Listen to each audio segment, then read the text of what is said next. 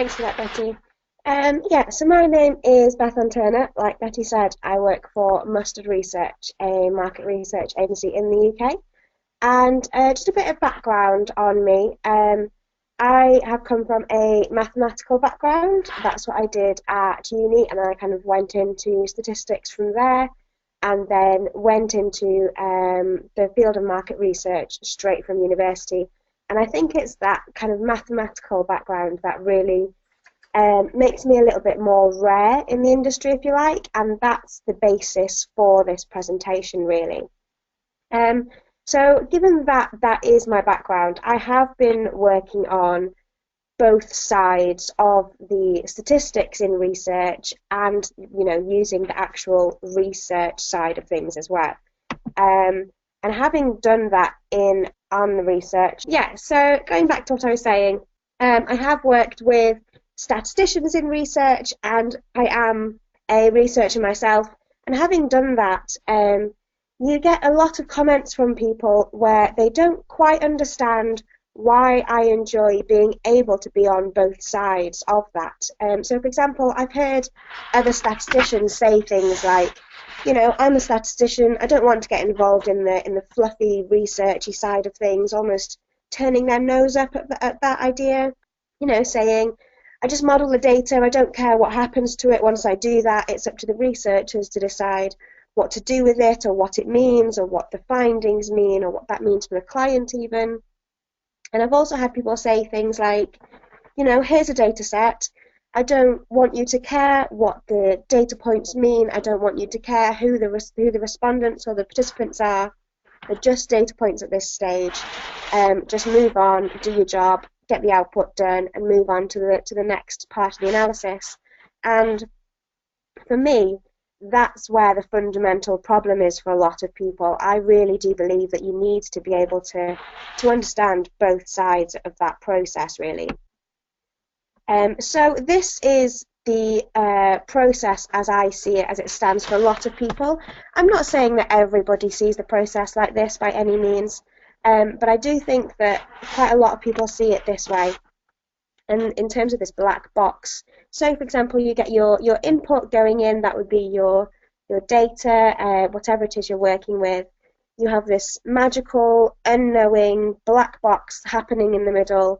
Lots of people very, not knowing anything that's happening in there.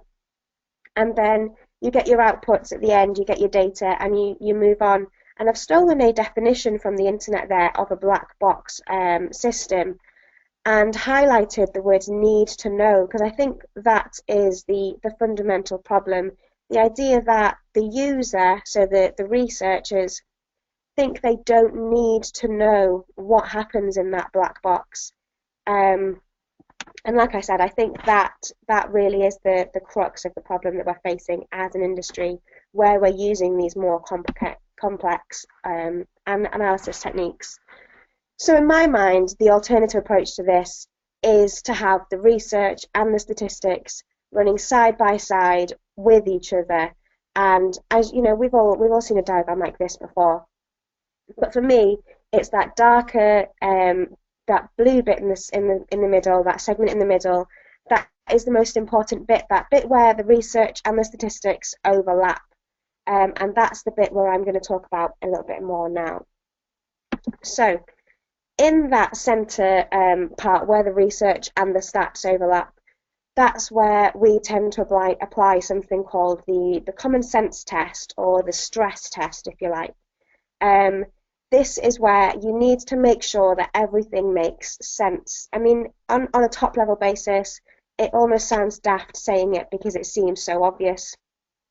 But I think this is the bit that's missing when you have that black box approach. So, for example, if you are the statistician, if you don't double check that input that's coming into you, if you don't understand that data, if you don't check it's correct, you won't know. And yeah, the cartoon is a little bit tongue-in-cheek maybe, but the idea behind it, it's right. If you don't double check if that data is, or what it is referring to, you don't understand your data, and therefore you can't analyse it in the way that's best with the objectives in mind.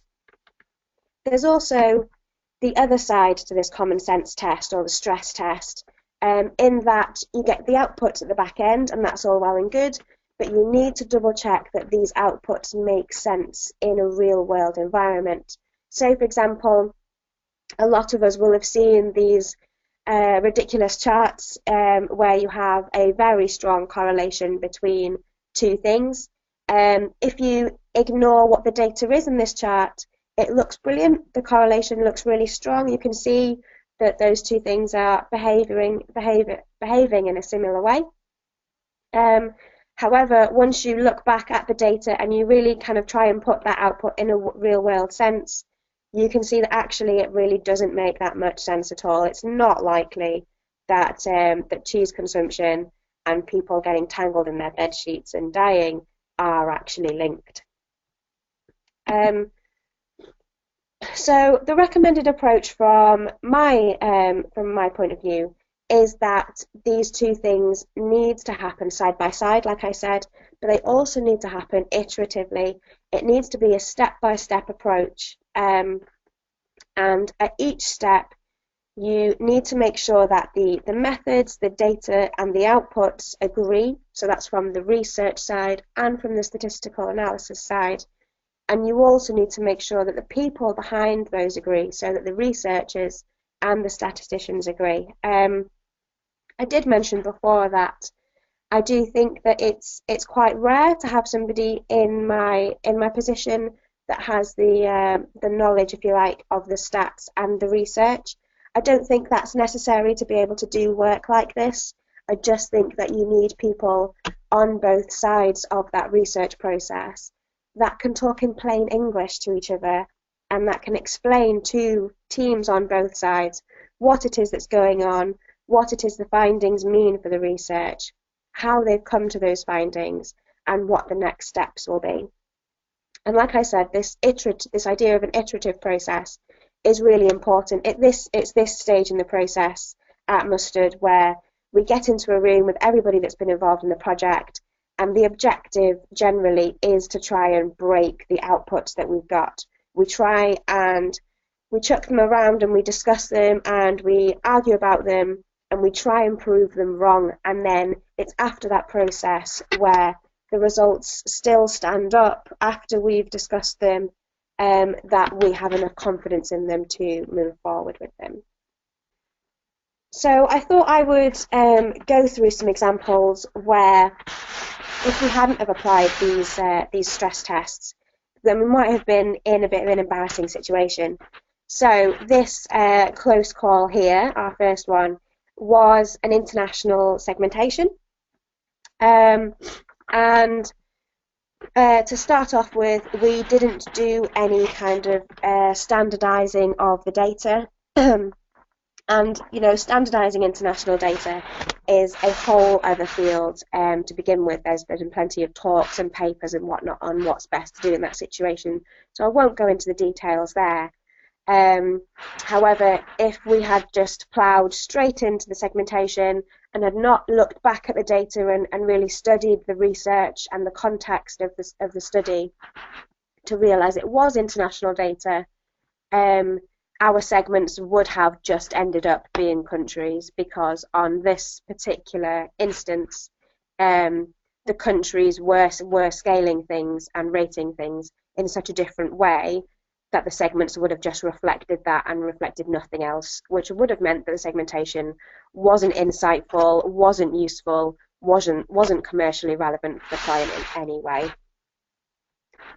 And then on the other side of that, so close call number one, if you like, was to do with investigating the data. This one is more about the output. So we did a segmentation again, a different one this time. And if the output had just been accepted as it was and presented back to the client and not questioned and not tested under that stress test, then we would have perhaps ignored this one particular segment that was scoring low on almost everything. So of course, you'd expect your ratings and your scores to go up and down within each segment based on what the segment is based on. And this particular segment was scoring low across the board. From a statistical point of view, we weren't overly happy about this because it might have meant that the data was wrong or we had to rethink about something. However, when we looked back at the qualitative research that had been done, it seemed that there genuinely was a segment that was scoring low on everything. This particular segmentation was about job satisfaction, and there was just a segment that just weren't happy with their jobs and were fed up with the paperwork and just wanted out, basically. So once we double checked that with the research team and made sure everybody was happy with the idea of that, we kept that in as a genuine segment, being as it was based on insight. And I'm just going to finish off then with this quote here from Daniel Liebeskind, who is a Polish-American artist, architect, professor. Seems he's had his fingers in a lot of pies there. Just to really sum up the idea that the stats is never just about the stats. It's never just about the numbers and the calculations. You always need to take those calculations, those insights, those findings, put them into context, think about it in terms of the research and the objectives and what it is your client wants, and then see if it makes sense. And if it doesn't, like I said, go back to the start, because it's much more about the context of the research than it is about anything else. And that's actually it from me. Thank you very much for listening, and I'll stay on the line a little bit longer to see if anybody has any questions or anything.